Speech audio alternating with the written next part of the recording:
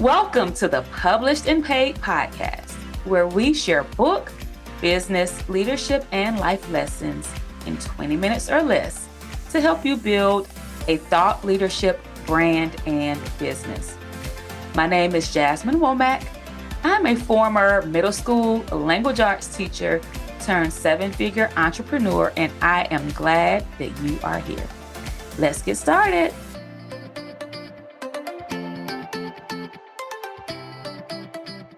Welcome back to another episode of the Published and Paid podcast. And in today's episode, I will be sharing my insights as a former classroom teacher turned seven-figure CEO and what I would do differently. Oftentimes I'm asked, do you see yourself going back in the classroom? Would you go back to the classroom? And at this point, I've passed the 5-year mark in entrepreneurship. I'm actually going, at the time of this recording, I'll be 7 years full-time entrepreneur this spring. And I don't foresee myself going back into the classroom, at least not in the way that I used to be. I would go into quote unquote the classroom, into a school or into a district as a facilitator. I would go in as a consultant. I would go in to speak, train, or things of that nature, but I do not see myself ever going back into the classroom to teach day-to-day instruction, simply because I don't have to. I've created additional options for myself. But, I often get that question, and sometimes I reflect on my journey.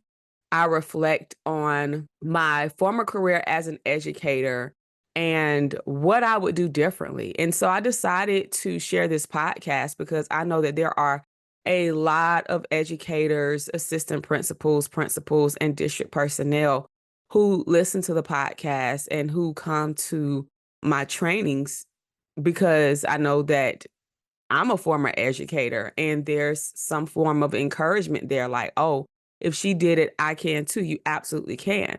And for those of you all who don't know about my previous career, I actually taught middle school. I'm a certified, I still keep my certification active now, but I'm a certified middle school educator. I'm certified in grades 4 through 8 in language art, math, and social studies.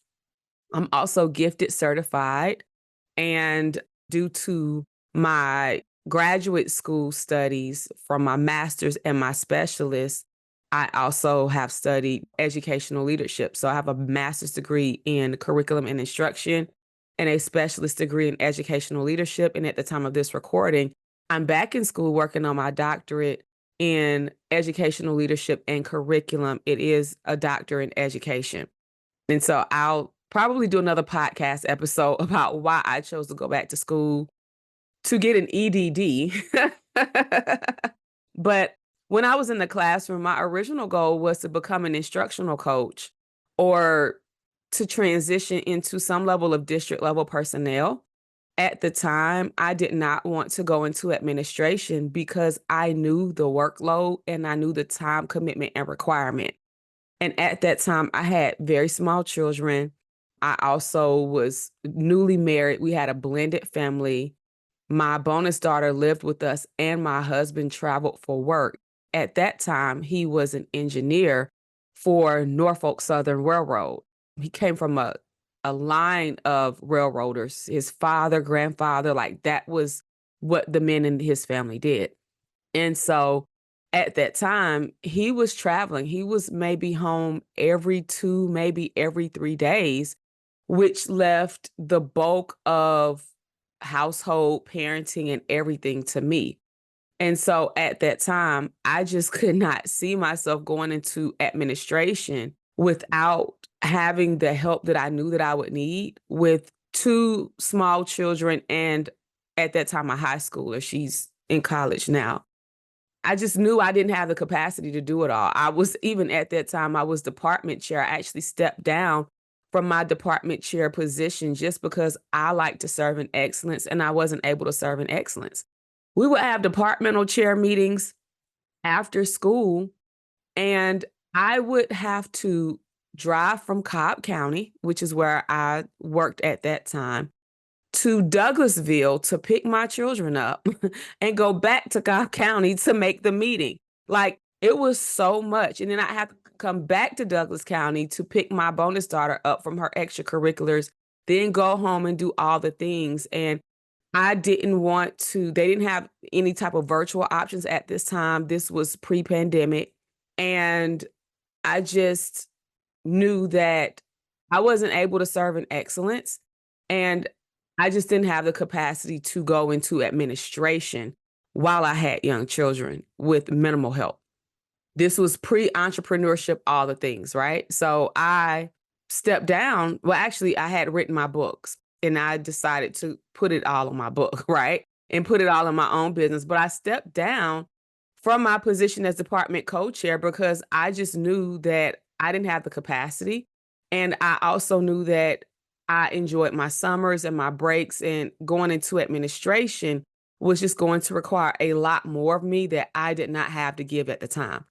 And so I bet it all on my book and my business, and I leveraged the internet because you can use it for free marketing. And I went through all of the motions. I went through going live every single week and nobody coming on. I went through putting content out on a consistent basis, and people were consistently asking me, what is it that you do? I love your content, but what do you do?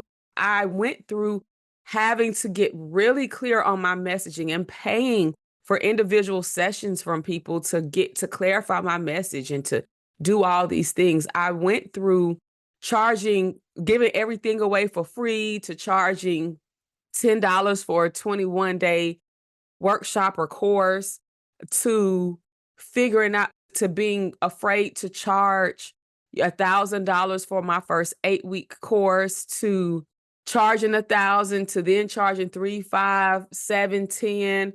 I went through all of the things that a lot of people go through, even when they have the credentials and the skill set. I went through those things, with transitioning from my 9 to 5 into making over 7 figures as an entrepreneur and, building a 7-figure company. So one of my former coworkers sent me a message a few days ago on Instagram, saying that she remembers that when we worked together, she remembered me telling her about a dream that I had where I was on stage speaking to people. Now, this was about 12, 13 years ago when I shared this dream with her. And I had that dream probably back in like 2007 or 2008, right? Almost 15 years ago. And so she was just sharing with me that she felt like I deserved my flowers because she was looking at the footage from Published and Paid Live, and the dream came true. And it's on its way to becoming true in my dream. I'm going to reserve that for myself, or maybe I'll share it at a live event. But I'm just going to sit here. In the dream, well, no, because sometimes I'm going to reserve that for myself. But the dream is on its way to becoming true. I will say that. But I'm oftentimes asked about whether or not I would return to teaching. And here's the thing. I didn't leave teaching because I hated teaching. I actually enjoyed teaching a lot. I enjoyed seeing the light bulbs go off in the students' minds. I enjoyed working with others to create things to bring happiness to the kids and to show them new experiences. I didn't enjoy the politics of education. What I now understand are the politics of education. I also didn't leave because of children or pay, because I enjoyed running my business on the side. I left education because of leadership. It was leadership that pushed me out. And even in every school that I worked at, leadership had something to do with why I left. And so sometimes when I sit and I think about my time in the classroom and what I would do differently, I'm going to share with you all a list that I came up with of things that I would do differently if I were still in the classroom, knowing what I know now. So I'm coming at this in retrospect, knowing what I know now about business, about entrepreneurship. What are the things that I would do differently if I were still in the classroom. So if you are in the classroom in education or you're still working a 9 to 5, my prayer is that this podcast is going to help you today. Because oftentimes we can get so caught up in how we're feeling and in not wanting to be there, right? We can get caught up in knowing that there's something greater for us that we become ungrateful for where we are. And I'll be totally honest with you all. When I was teaching, I had reached a point where I had become ungrateful and I was not maximizing my opportunities. I wasn't maximizing relationships. I was not maximizing my opportunities. And to be frank, I had a very pessimistic view. Oh my gosh, it's Monday. I don't want to go in today. And I was looking at the glass as half empty instead of the glass as half full. So here's what I would do differently. Number one, I would have so much more gratitude because my job is actually what allowed me to start my business. And it allowed me to grow my business to the multiple 6-figure mark without stressing about income. So let me explain. It takes some type of resources to grow. You're going to either invest in classes, in coaching, in some type of communities. You may invest in books, events, because here's the thing, you don't know all that you need to know. There are things that you need. There's a knowledge and a skill set gap that you will have to fill in order to have success in your business. There are things that you need to know that you don't know that you are going to have to learn. And there's no way to skip that learning curve or that learning process. It's an is, right? Like it's just something that has to be done. And so you have to be grateful for where you are, really to be blessed with more and for God to open more things up to you. I was able to grow my business.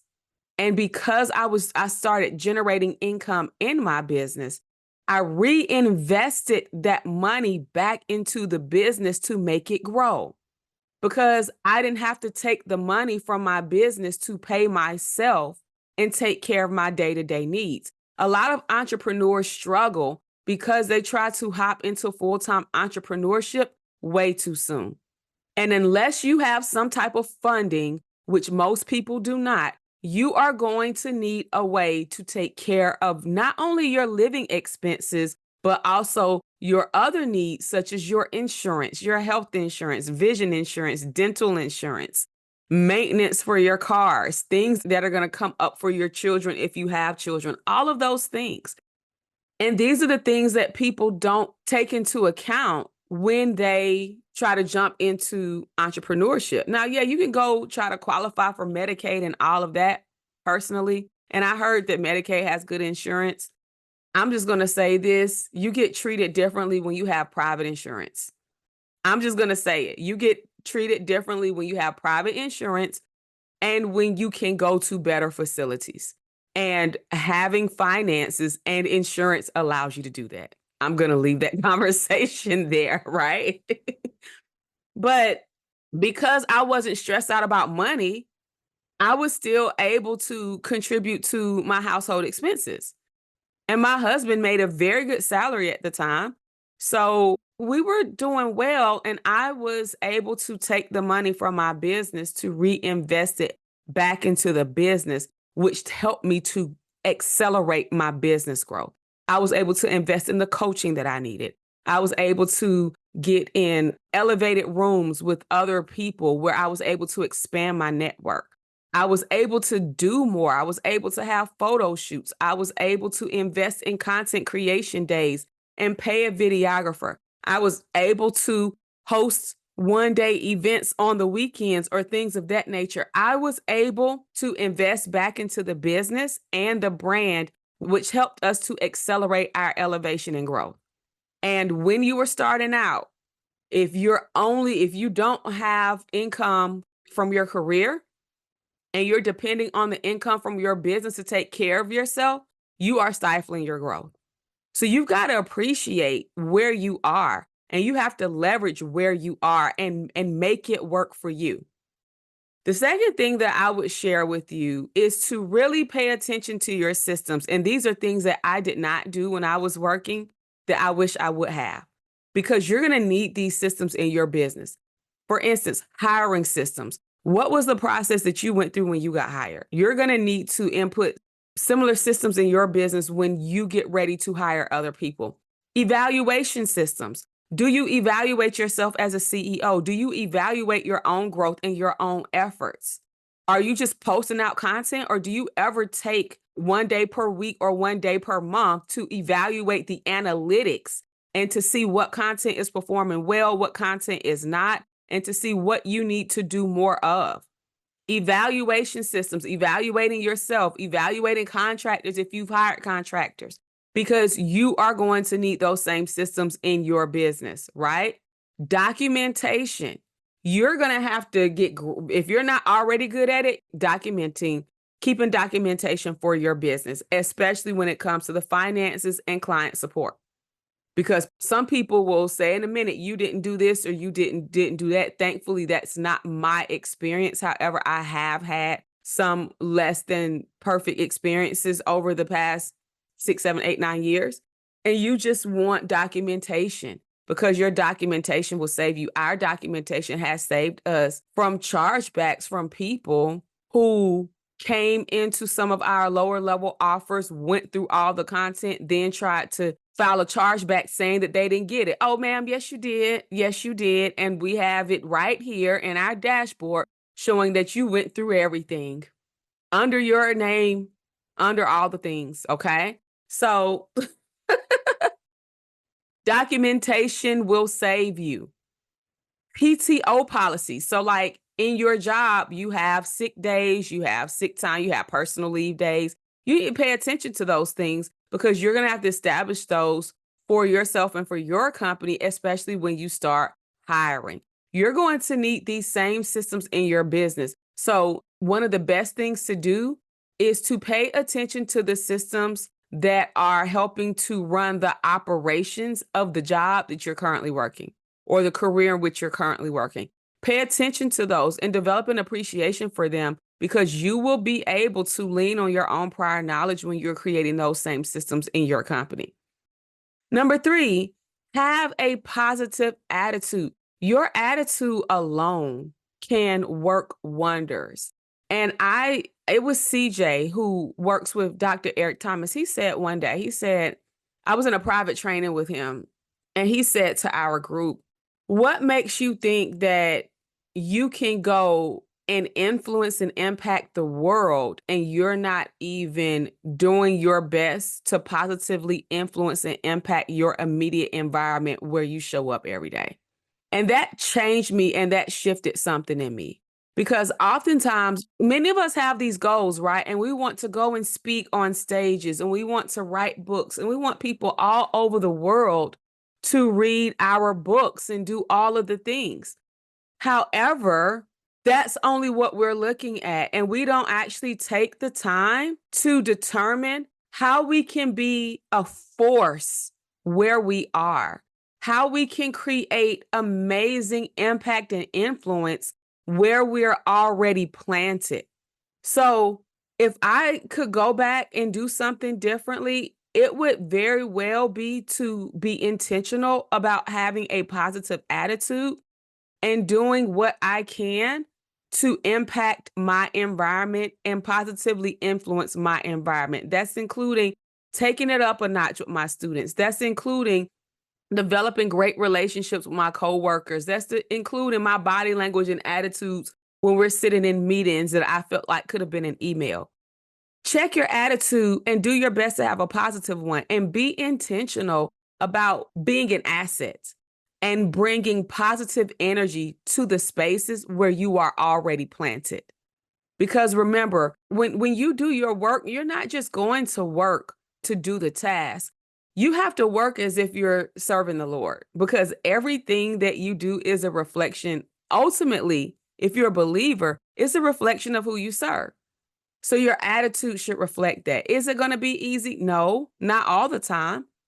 But some of us just walk around with negative, nasty, stank attitudes. Like, let's keep it all the way real. Even my attitude, I had a pretty positive attitude, but it just wasn't always the best. I had a tendency to be very pessimistic. And if I could go back, I would change that. And this is where self awareness comes in. And you just got to sometimes be honest with yourself about you, who you are, how you act, how you show up in the world, the things that we do. So I want to encourage you today to have a positive attitude. Number 4, maximize your time, focus, and discipline.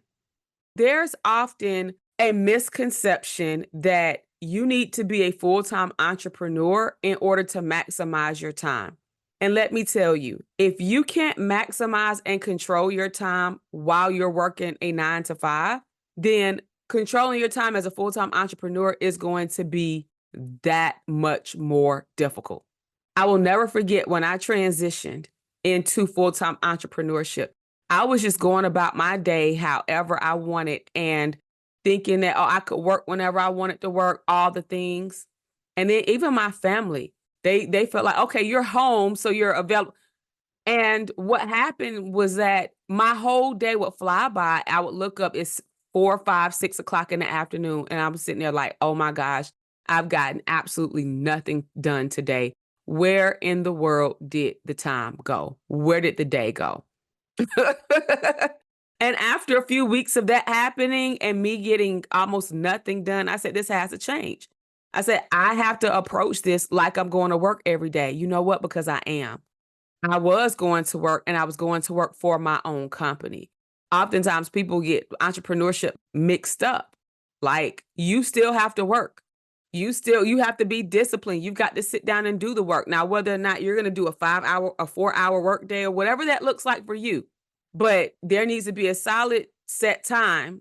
Like for me, I thrive off of routines. So knowing that I need to be at my desk at a set time to start my work and close my day out at a certain time, that helps me to have structure, stability, and it helps me to plan. So, but I learned that when I was in school and working on my master's, because I would get home around 5 o'clock. I would spend some time with my daughter. She was a baby at the time, like maybe 1 year old. I would take her to play. We would go outside, go to the park or whatnot, come home, fix dinner, do like a page or two out of the workbook and read to her, wash her. She's for bed. I knew that no matter what, I needed to have my behind at that table at 9 o'clock p.m. And from 9 to 11 every single night, I worked on my work. Thursday nights at that time, that was my off day. So Sunday through Wednesdays, I would be from 9 to 11 or 9 to 11 p.m. working on my schoolwork. By the time Thursday would run around, I'm tired from work and all of this. So Thursdays was my Scandal night. That's when they had Scandal and what was the other show that came on.